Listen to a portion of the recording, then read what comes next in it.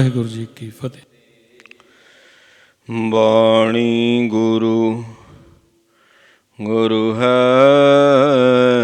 ਬਾਣੀ, ਵਿੱਚ ਬਾਣੀ ਅੰਮ੍ਰਿਤ ਸਾਰੇ। ਗੁਰਬਾਣੀ ਕਹਿ ਸੇਵਕ ਜਨ ਮਾਨੈ, ਪਰਤਖ ਗੁਰੂ ਨਿਸਤਾਰ। ਆਵੋ ਸਿੱਖ ਸਤ ਗੁਰ ਕੇ ਪਿਆਰਿਓ, ਗਾਵੋ ਸੱਚੀ ਬਾਣੀ। ਬਾਣੀ ਤਾਂ ਗਾਵੋ ਗੁਰੂ ਕੇਰੀ, ਬਾਣੀਆਂ ਸਿਰ ਬਾਣੀ। ਜਿਨ ਕੋ ਨਦਰ ਕਰਮ ਹੋਵੈ, ਹਿਰਦੈ ਤਿਨਾ ਸਮਾਣੀ। ਪੀਵੋ ਅੰਮ੍ਰਿਤ ਸਦਾ ਰਹੋ ਹਰ ਰੰਗ, ਜਪਿਓ ਸਾਰਿੰਗ ਪਾਣੀ। ਕਹਿ ਨਾਨਕ ਸਦਾ ਗਾਓ, ਇਹੋ ਸੱਚੀ ਬਾਣੀ। ਮੂਕ ਉਚਰੈ ਸ਼ਾਸਤਰ ਖਟ, ਪਿੰਗ ਗਿਰਨ ਚੜ ਜਾਏ। ਅੰਧ ਲਖੈ ਬਦਰੁ ਸੁਣੈ, ਜੋ ਕਾਲ ਕਿਰਪਾ ਕਰਾਏ। ਕਹਾਂ ਬੁੱਧ ਪ੍ਰਭ ਤੁਛ ਹਮਾਰੀ, ਵਰਨ ਸਕੈ ਮਹਿਮਾ ਜੋ ਤੁਹਾਰੀ। ਹਮ ਨਾ ਸਕਤ ਕਰ ਸਿਫਤ ਤੁਮਾਰੀ, ਆਪ ਲਿਹੋ ਤੁਮ ਕਥਾ ਸੁਧਾਰੀ। ਹਮ ਨਾ ਸਕਤ ਕਰ ਸਿਫਤ ਤੁਮਾਰੀ, ਆਪ ਲਿਹੋ ਤੁਮ ਕਥਾ ਸੁਧਾਰੀ। ਵਾਹਿਗੁਰੂ ਜੀ ਸ਼ਲੋਕ। ਚਿਤਵੰਤ ਚਰਨ ਕਮਲੰ, ਸਾਸ ਸਾਸ ਅਰਾਧੁ ਨਹਿ। ਨਹਿ ਬਿਸਰੰਤ ਨਾਮ ਅਚੁੱਤ, ਨਾਨਕ ਆਸ ਪੂਰਨ ਪਰਮੇਸ਼ੁਰ ਹੈ। ਸੀਤੜ ਮਨ ਮੁੰਝਾਹੇ, ਪਲਕ ਨਾ ਥੀਵੈ ਬਾਹਰਾ। ਨਾਨਕ ਆਸੜੀ ਨਿਵਾਹੇ, ਸਦਾ ਪਿਖੰਦੋ ਸਚ ਤਣੀ। ਪੌੜੀ। ਆਸਾਵੰਤੀ ਆਸ ਗੁਸਾਈ ਪੂਰੀਐ, ਮਿਲ ਗੋਪਾਲ ਗੋਬਿੰਦ ਨਾ ਕਬਹੂੰ ਚੂਰੀਐ। ਦੇਹ ਦਰਸ ਮਨ ਚਾਉ, ਲਹਿ ਜਾਹੇ ਵਿਸੂਰੀਐ। ਹੋਏ ਪਵਿੱਤਰ ਸਰੀਰ ਚਰਨਾ ਧੂਰੀਐ। ਪਾਰ ਬ੍ਰਹਮ ਗੁਰਦੇਵ ਸਦਾ ਹਜੂਰੀਐ। ਪਾਰ ਬ੍ਰਹਮ ਗੁਰਦੇਵ ਸਦਾ ਹਜੂਰੀਐ। ਵਾਹਿਗੁਰੂ ਜੀ ਕਾ ਖਾਲਸਾ, ਵਾਹਿਗੁਰੂ ਜੀ ਕੀ ਫਤਿਹ। ਧੰਨ ਧੰਨ ਸਾਹਿਬ ਮਹਾਰਾਜ ਸੱਚੇ ਪਾਤਸ਼ਾਹ ਜੀ, ਸ਼੍ਰੀ ਗੁਰੂ ਗ੍ਰੰਥ ਸਾਹਿਬ ਜੀਓ। ਸਾਹਿਬਾਂ ਦੀ ਪਾਵਨ ਪਵਿੱਤਰ ਹਜ਼ੂਰੀ ਅੰਦਰ ਜੁੜ ਬੈਠੀ ਗੁਰੂ ਦੇ ਪਿਆਰ ਵਾਲੀ ਗੁਰੂ ਦੀ ਸਾਜੀ ਨਵਾਜੀ ਸਾਧ ਸੰਗਤ ਜੀ, ਸਤਿਗੁਰਾਂ ਦੀ ਅਪਰ ਅਪਾਰ ਮਿਹਰ ਕਿਰਪਾ ਰਹਿਮਤ ਦਾ ਸਦਕਾ ਅੰਮ੍ਰਿਤ ਵੇਲੇ ਗੁਰੂ ਚਰਨਾਂ ਵਿੱਚ ਹਾਜ਼ਰੀ ਭਰਨ ਦਾ ਸੁਭਾਗਾ ਸਮਾਂ ਪ੍ਰਾਪਤ ਹੋਇਆ ਹੈ। ਅੰਮ੍ਰਿਤ ਵੇਲੇ ਤੋਂ ਨਿਤਨੇਮ ਦੀਆਂ ਬਾਣੀਆਂ ਦੇ ਜਾਪ ਹੋਏ, ਆਸਾ ਜੀ ਦੀ ਵਾਰ ਦੇ ਕੀਰਤਨ ਗੁਰਮੁਖਾਂ ਪਾਸੋਂ ਸਰਵਣ ਕੀਤੇ ਨੇ। ਚੱਲ ਰਹੀ ਲੜੀਵਾਰ ਕਥਾ ਆਦਿ ਸ਼੍ਰੀ ਗੁਰੂ ਗ੍ਰੰਥ ਸਾਹਿਬ ਜੀ ਦੀ ਸਰਵਣ ਕਰਨ ਲਈ ਆਪਾਂ ਗੁਰੂ ਚਰਨਾਂ ਵਿੱਚ ਜੁੜ ਕੇ ਬੈਠੇ ਹਾਂ। ਇਹ ਪਾਵਨ ਸ਼ਬਦ ਜੈਤਸਰੀ ਦੀ ਵਾਰ ਦਾ ਇਹ 13ਵਾਂ ਸ਼ਲੋਕ ਹੈ ਪੌੜੀ ਸਮੇਤ। ਸ਼੍ਰੀ ਗੁਰੂ ਗ੍ਰੰਥ ਸਾਹਿਬ ਦੇ ਪਾਵਨ ਅੰਗ 708 ਤੇ ਇਹ ਉਪਦੇਸ਼ ਹੈ। ਮਹਾਰਾਜ ਜੀ ਕੀ ਕਿਰਪਾ ਕਰਦੇ ਨੇ, ਆਓ ਆਪਾਂ ਸਮਝੀਏ ਸ਼ਲੋਕ। ਚਿਤਵੰਤ ਚਰਨ ਕਮਲੰ ਸਾਸ ਸਾਸ ਅਰਾਧਨੈ, ਨਹਿ ਬਿਸਰੰਤ ਨਾਮ ਅਚੁਤ ਨਾਨਕ, ਆਸ ਪੂਰਨ ਪਰਮੇਸ਼ੁਰ ਹੈ। ਸੋ ਉਹ ਆਸਾਂ ਪੂਰੀਆਂ ਕਰਨੇ ਵਾਲਾ ਹੈ। ਰੱਬ ਆਸ ਪੂਰਨ ਪਰਮੇਸ਼ੁਰ ਹੈ।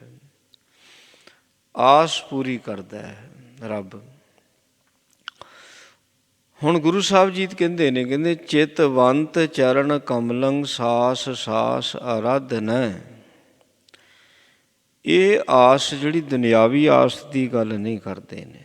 ਦੁਨਿਆਵੀ ਆਸਾਂ ਤੁੱਛ ਨੇ ਸਾਰੀਆਂ, ਇਹਨਾਂ ਦੀ ਗੱਲ ਨਹੀਂ ਹੈ। ਜਿਵੇਂ ਭਗਤ ਰਵਿਦਾਸ ਜੀ ਕਹਿੰਦੇ ਨੇ, ਕਹਿੰਦੇ ਸੋ ਕਹਿ ਰਵਿਦਾਸ ਆਸ ਲੱਗ ਜੀਵੋ। ਆਸ ਹੈ ਵੀ ਦੇਖਣ ਦੀ ਆਸ, ਰੱਬ ਨੂੰ ਮਿਲਣ ਦੀ ਆਸ। ਸੋ ਇਹ ਜਿਹੜੀ ਆਸ ਇਸ ਦੀ ਗੱਲ ਕਰਦੇ ਨੇ। ਚਿਤਵੰਤ ਚਰਨ ਕਮਲ, ਜਿਹੜੇ ਚਰਨਾਂ ਕਮਲਾਂ ਨੂੰ ਚੇਤੇ ਕਰਦੇ ਨੇ। ਸਾਸ ਸਾਸ ਅਰਾਧਨਾ। ਚਰਨ ਕਮਲ ਕੀ ਹੈ? ਚਰਨ ਕਮਲ ਸ਼ਬਦ ਹੈ। ਗੁਰਬਾਣੀ ਨੂੰ ਚਰਨ ਕਮਲ ਕਹਿ ਦਿੱਤਾ। ਪ੍ਰਸ਼ਨ ਪੈਦਾ ਹੁੰਦਾ ਵੀ ਇਹ ਚਰਨ ਕਮਲ ਸ਼ਬਦ ਜਿਹੜਾ ਆ ਇਹ ਚੇਤੇ ਵਿੱਚ ਕਿੱਦਾਂ ਰਹਿੰਦਾ? ਮਹਾਰਾਜ ਕਹਿੰਦੇ ਜਦੋਂ ਉਹਨੂੰ ਵਾਰ-ਵਾਰ ਅਰਾਧਨਾ ਕਰੋ, ਵਾਰ-ਵਾਰ। ਤਦੇ ਮਹਾਰਾਜ ਨੇ ਨਿਤਨੇਮ ਕਿਹਾ ਵੀ ਭਾਈ ਨਿਤਨੇਮ ਰੋਜ਼ ਕਰਿਆ ਕਰੋ। ਜਿੰਨੀ ਬਾਣੀ ਆਪਾਂ ਵਾਰ-ਵਾਰ ਪੜ੍ਹਾਂਗੇ ਉਨੀ ਹੀ ਛੇਤੀ ਸਾਡੀ ਯਾਦ ਵਿੱਚ, ਸਾਡੇ ਚਿੱਤ ਦੇ ਵਿੱਚ ਪਰਮਾਤਮਾ ਪਰਮੇਸ਼ਰ ਦਾ ਵਾਸਾ ਹੋਵੇਗਾ। ਇੱਕ ਜੁਗਤੀ ਵੀ ਦੱਸ ਦਿੱਤੀ ਮਹਾਰਾਜ ਨੇ ਵੀ ਕਿੱਦਾਂ ਭਾਈ ਉਹਦੀ ਆਸ ਬਣਦੀ ਹੈ, ਕਿੱਦਾਂ ਉਹ ਚਿੱਤ ਵਿੱਚ ਆਉਂਦਾ ਹੈ। ਬਾਰ-ਬਾਰ ਜਪਣਾ ਪੈਣਾ, ਕਿਉਂਕਿ ਸੰਬੰਧ ਟੁੱਟਿਆ ਹੋਇਆ ਨਾ, ਸੰਬੰਧ ਟੁੱਟ ਗਿਆ। ਜਦੋਂ ਸੰਬੰਧ ਜੁੜ ਜਾਂਦਾ ਅਤੇ ਫਿਰ ਉਹਨੂੰ ਸਪੈਸ਼ਲ ਵਿਸ਼ੇਸ਼ ਤੌਰ 'ਤੇ ਚੇਤੇ ਕਰਨ ਦੀ ਕੋਈ ਲੋੜ ਨਹੀਂ ਪੈਂਦੀ। ਆਟੋਮੈਟਿਕਲੀ ਉਹਦੀ ਯਾਦ ਅੰਦਰ ਚੱਲਦੀ ਹੈ। ਜਿੱਦਾਂ ਪਰਿਵਾਰ ਹੈ, ਇਹ ਸੰਬੰਧ ਬਣੇ ਹੋਏ ਨੇ ਅਤੇ ਪਰਿਵਾਰ ਦੇ ਕਿਸੇ ਵੀ ਜੀਅ ਨੂੰ ਚੇਤੇ ਕਰਨ ਵਾਸਤੇ ਉਹਦਾ ਵਾਰ-ਵਾਰ ਨਾਂ ਨਹੀਂ ਲੈਣਾ ਪੈਂਦਾ, ਕੋਈ ਸੰਬੰਧ ਬਣਿਆ ਹੋਇਆ ਵੀ ਸੰਬੰਧ। ਜਦੋਂ ਰੱਬ ਦੇ ਨਾਲ ਸੰਬੰਧ ਬਣ ਗਿਆ ਫਿਰ ਉਹਨੂੰ ਚੇਤੇ ਕਰਨ ਵਾਸਤੇ ਇਹ ਵਿਸ਼ੇਸ਼ ਕੋਈ ਵੱਖਰਾ ਸਾਨੂੰ ਸਾਧਨ ਨਹੀਂ ਕਰਨਾ ਪਵੇਗਾ, ਆਟੋਮੈਟਿਕਲੀ ਉਹਦੀ ਯਾਦ ਚੱਲੇਗੀ। ਬਾਦਸ਼ਾਹ ਕਹਿੰਦੇ ਇਹ ਜੁਗਤੀ ਵੀ ਦੱਸ ਦਿੱਤੀ ਮਹਾਰਾਜ ਨੇ, ਉਹ ਕਿੱਦਾਂ ਉਹ ਸਾਡੀ ਯਾਦ ਵਿੱਚ, ਸਾਡੇ ਚੇਤੇ ਵਿੱਚ ਉਹ ਰਹਿ ਸਕਦਾ। ਸਵਾਸ ਸਵਾਸ ਉਸ ਦੀ ਆਰਾਧਨਾ ਕਰਨ ਦੇ ਨਾਲ। ਫਿਰ ਕੀ ਹੁੰਦਾ? ਨੈ ਬਿਸਰੰਤ ਨਾਮ ਅਚੁੱਤ, ਜਿਹੜਾ ਨਸ਼ਟ ਨਹੀਂ ਹੁੰਦਾ। ਪਰਮਾਤਮਾ ਪਰਮੇਸ਼ਰ, ਉਹਦਾ ਨਾਮ ਨਹੀਂ ਫਿਰ ਕਦੀ ਵਿਸਰਦਾ।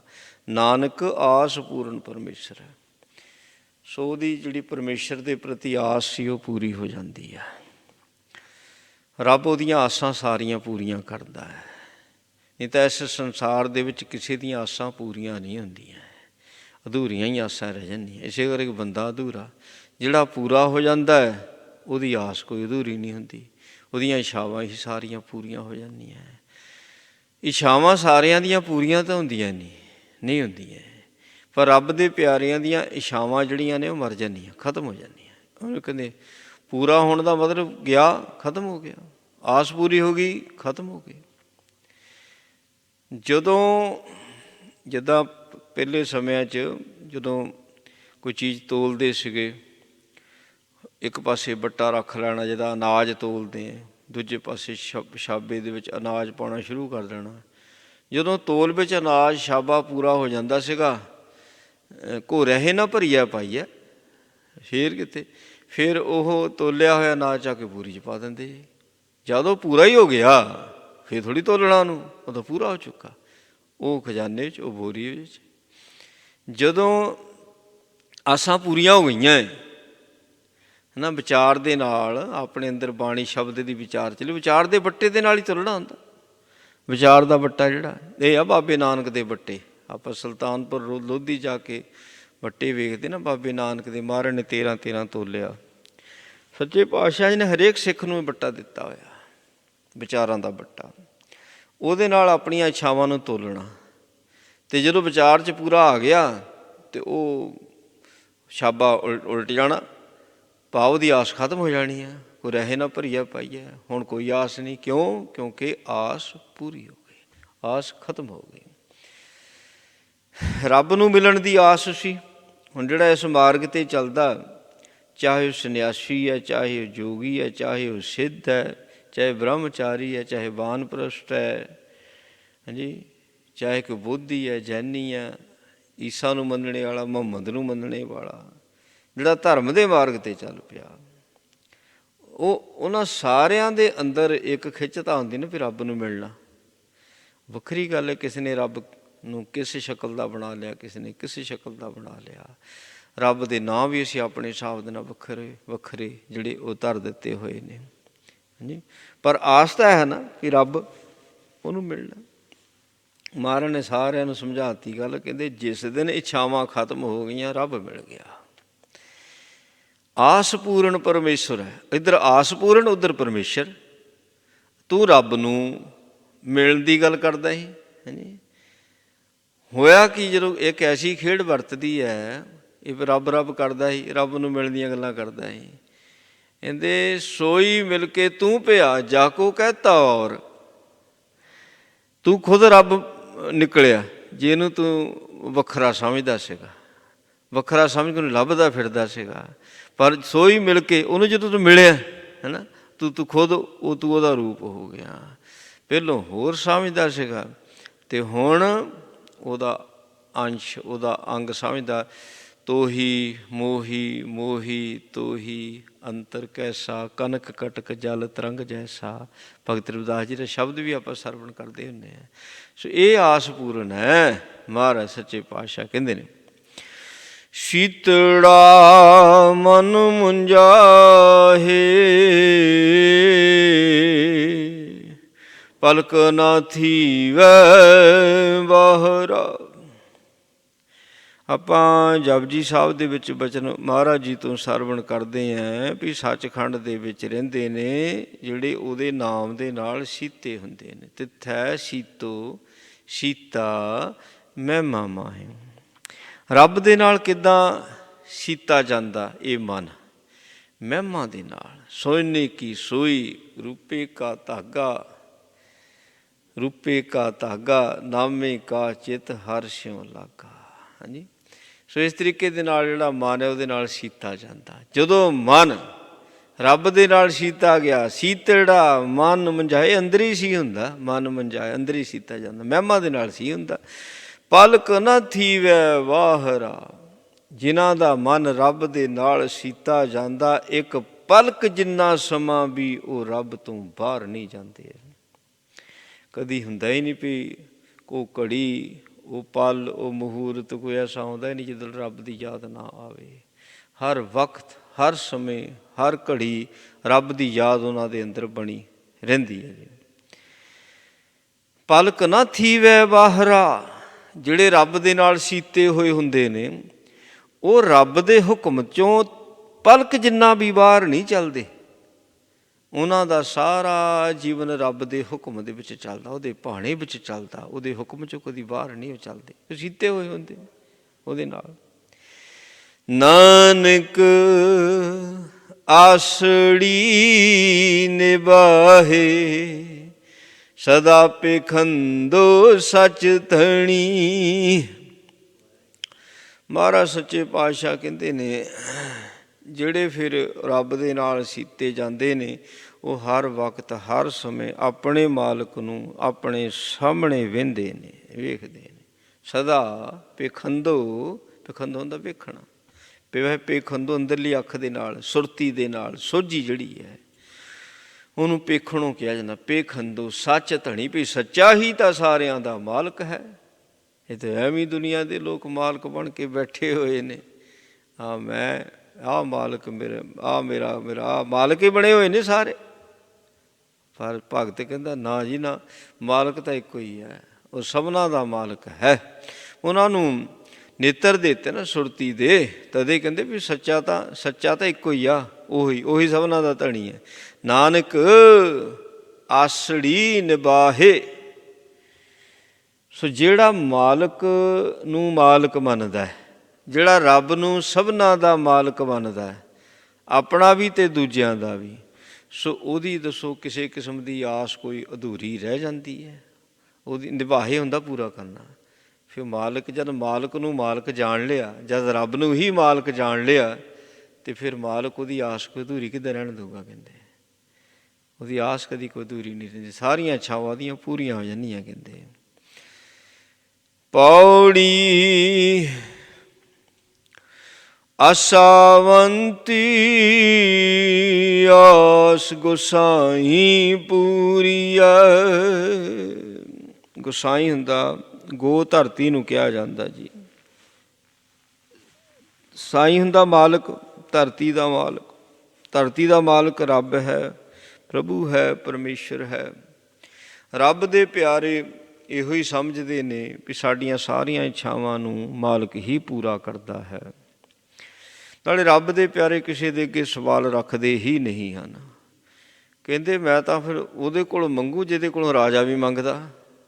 ਅਸੀਂ ਕਿਸੇ ਬੰਦੇ ਨੂੰ ਦਾਤਾ ਮੰਨ ਲੈਂਦੇ ਹਾਂ ਵੀ ਦਾਤਾ ਕਿਹਦੇ ਕੋਲ ਲੈਂਦਾ ਹੈ? ਜਿਹੜਾ ਬੰਦਾ ਜੇ ਦਾਤਾ ਅਤੇ ਉਹ ਦਾਤਾ ਕਿਹਦੇ ਕੋਲ ਲੈਂਦਾ? ਉਹ ਵੀ ਤਾਂ ਰੱਬ ਤੋਂ ਹੀ ਲੈਂਦਾ।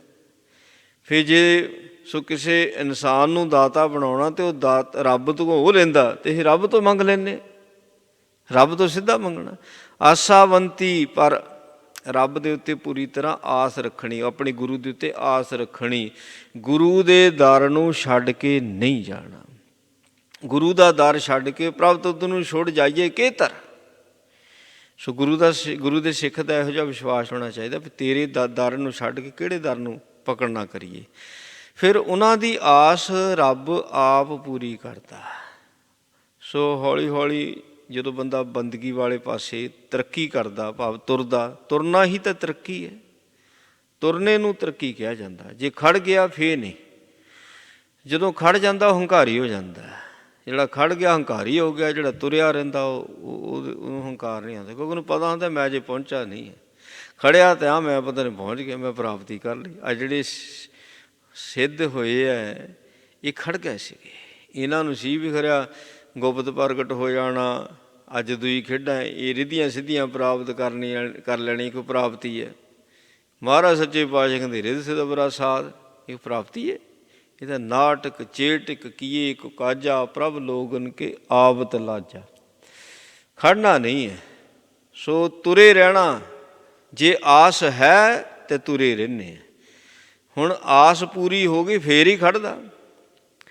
ਜਿਹੜੀ ਪਰਮਾਰਥ ਦੀ ਆਸ ਹੈ, ਜਿੰਨਾ ਚਿਰ ਰੱਬ ਤੀਕਰ ਨਹੀਂ ਪਹੁੰਚਦਾ ਆਸ ਪੂਰੀ ਨਹੀਂ ਹੁੰਦੀ। ਨਦੀ ਹੈ, ਨਦੀ ਜਦੋਂ ਸਮੁੰਦਰ 'ਚ ਚਲੇ ਜਾਂਦੀ ਇਹਦਾ ਰੂਪ ਖਤਮ ਹੋ ਜਾਂਦਾ, ਇਹਦਾ ਆਕਾਰ ਖਤਮ ਹੋ ਜਾਂਦਾ, ਇਹਦਾ ਨਾਮ ਖਤਮ ਹੋ ਜਾਂਦਾ ਹੈ, ਕਿਉਂਕਿ ਇਹਦੀ ਮੰਜ਼ਿਲ ਪੂਰੀ ਹੋ ਗਈ। ਇਸੇ ਤਰ੍ਹਾਂ ਰੱਬ ਦਾ ਪਿਆਰਾ ਸੋ ਤੁਰਦਾ ਖੜ੍ਹਦਾ ਨਹੀਂ ਹੈ, ਜਿੰਨਾ ਚਿਕਰ ਇਸ ਦੀ ਆਪਣੀ ਹੋਂਦ ਖਤਮ ਨਹੀਂ ਹੋ ਜਾਂਦੀ, ਨਹੀਂ ਖੜ੍ਹਦਾ, ਤੁਰਿਆ ਰਹਿੰਦਾ। ਅਗਰ ਹੋਂਦ ਹੈ, ਮੈਂ ਪਾਠ ਕਰਦਾ, ਬਾਣੀ ਪੜ੍ਹਦਾ, ਸੋ ਮੈਂ ਕਿਸੇ ਨਾਲ ਗੱਲਾਂ ਬਾਤਾਂ ਕਰਦਾ, ਸੁਣਦਾ ਹਾਂ, ਮਾਣ ਦਾ ਅਸਰ ਹੈ, ਅਪਮਾਨ ਦਾ ਅਸਰ ਹੈ, ਦੁੱਖ ਸੁੱਖ ਦਾ ਅਸਰ ਹੈ, ਹਰਖ ਸੁੱਖ ਦਾ ਅਸਰ ਹੈ, ਅਜੇ ਨਹੀਂ, ਅਜੇ ਅਧੂਰਾ ਹੈ। ਸੋ ਅਜੇ ਚੱਲਣਾ ਪਵੇਗਾ, ਚੱਲੀ ਜਾਣਾ। ਚੱਲਣਾ ਇਹੋ ਹੀ ਆ, ਬੰਦਗੀ ਕਰਨੀ, ਇਹ ਨਹੀਂ ਚੱਲਣਾ ਕਿਹਾ ਹੋਇਆ, ਬੰਦਗੀ ਨਹੀਂ ਛੱਡਣੀ। ਫਿਰ ਇੱਕ ਦਿਨ ਐਸਾ ਆਉਣਾ ਜਿੱਦਣ ਇਹ ਅਸਰ ਖਤਮ ਹੋ ਜਾਣਾ। ਫਿਰ ਨਾ ਹਰਖ ਸੋਗ ਤੋਂ ਰਹਿਤ ਹੋ ਜਾਣਾ, ਮਾਨ ਅਪਮਾਨ ਤੋਂ ਰਹਿਤ ਹੋ ਜਾਣਾ, ਦੁੱਖ ਸੁੱਖ ਤੋਂ ਉੱਪਰ ਉੱਠ ਜਾਣਾ, ਆਪਣੀ ਹੋਂਦ ਖਤਮ ਹੋ ਗਈ। ਉੱਥੇ ਉਹ ਅਭੇਦ ਹੁੰਦਾ, ਖੜਦਾ ਨਹੀਂ, ਅਭੇਦ ਹੋ ਜਾਂਦਾ। ਉੱਥੇ ਅਭੇਦ, ਜਿਵੇਂ ਨਦੀ ਸਮੁੰਦਰ ਦੇ ਵਿੱਚ ਅਭੇਦ ਹੋ ਜਾਂਦੀ, ਉੱਥੇ ਡਿੱਗ ਜਾਂਦੀ, ਰੱਬ ਦੇ ਵਿੱਚੇ ਡਿੱਗ ਜਾਂਦਾ। ਸੋ ਇਹ ਅਵਸਥਾ ਬਣ ਜਾਂਦੀ।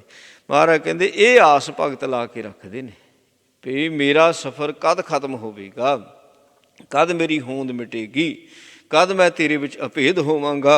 ਸੋ ਇਸ ਆਸ ਨੂੰ ਲੈ ਕਰਕੇ ਭਗਤ ਭਗਤੀ ਕਰਦੇ ਨੇ ਅਤੇ ਭਾਈ ਫਿਰ ਉਹਦੀ ਆਸ ਉਹ ਪੂਰੀ ਕਰਦਾ। ਕਿਹਾ ਨਾ, ਮਿਲ ਗੋਪਾਲ ਗੋਬਿੰਦ,